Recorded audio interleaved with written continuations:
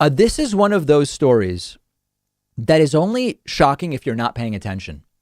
Donald Trump reportedly said Jews, here we go now, Jews are only in it for themselves after a recent call with Jewish leaders, according to a new report. Is anybody really shocked by this? And I know people will often come back and say, but Trump's son-in-law is Jewish. Trump can't be anti-Semitic. Oh, but Trump's daughter converted to Judaism. Oh, but Trump's grandkids are Jewish. Oh, but Trump moved the embassy from Tel Aviv to Jerusalem. I even got a call about this actually on voicemail earlier this week, which I played for you. This is why all of that stuff is meaningless. By every reasonable estimation, Donald Trump has the same tired, old, stereotypical views about Jewish folks, about black folks, about Hispanic folks. It's all the same stuff. So, yes, Jews are only in it for themselves. This is what Trump reportedly said in front of officials, according to a new report from the Washington Post. More than 24 current and former administration officials told the Washington Post about Trump's private views on race and described racist remarks that he has made while in office. It's a widely sourced story, more than 20 people talking about what they observed.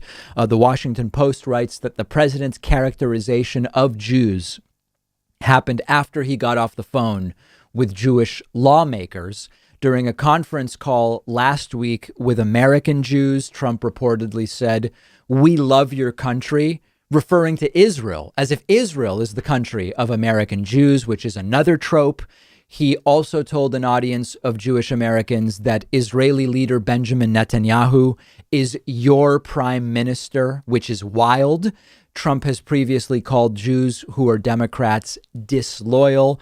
And these are all common anti-Semitic tropes that have been around for a long time. The idea that American Jews hold some greater allegiance to Israel or a dual loyalty. Many of these are folks who have never even been to Israel, that they are more loyal to Israel than their actual countries of birth or of residence. And at this point, the surprising thing is not that Trump is accused of saying this stuff. The surprising thing is that anybody's shocked by it. Now, let's dig in a little more into one aspect of this. This idea, this trope of Jews are in it for themselves.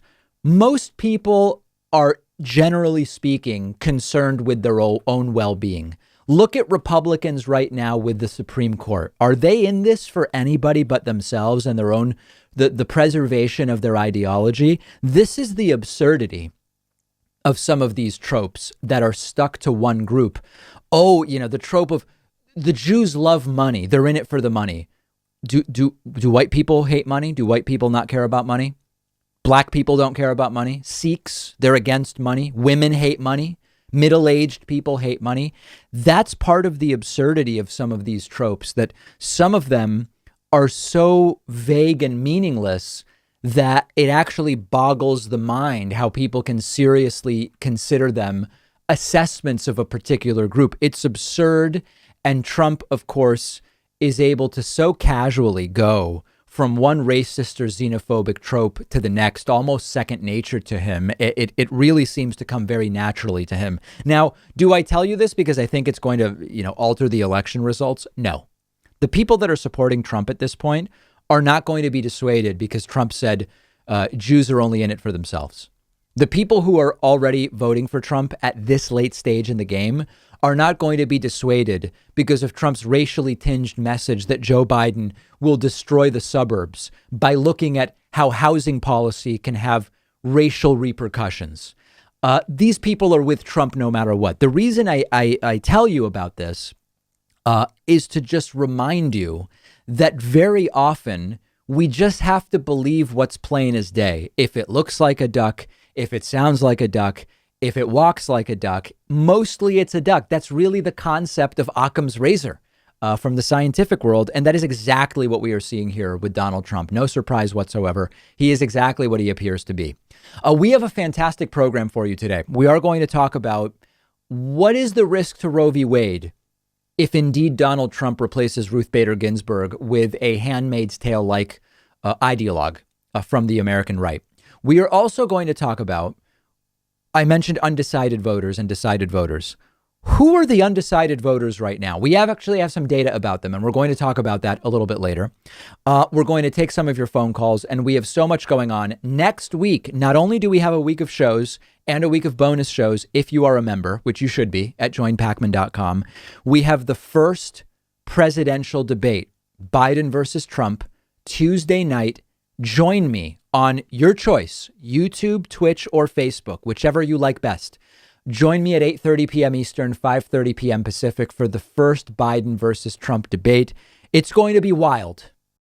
If you are anything like me, you probably aren't thrilled with the idea of going into a doctor's office right now. And thankfully, there's a practical and affordable way to take control of your health and get personalized care from the comfort of your home. It's a service called SteadyMD. They're one of our sponsors.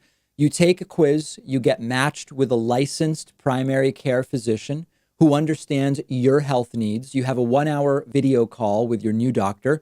You establish a meaningful relationship with them. And after that, your doctor is available to you anytime by text, phone, or video chat. This is not a random doctor on call.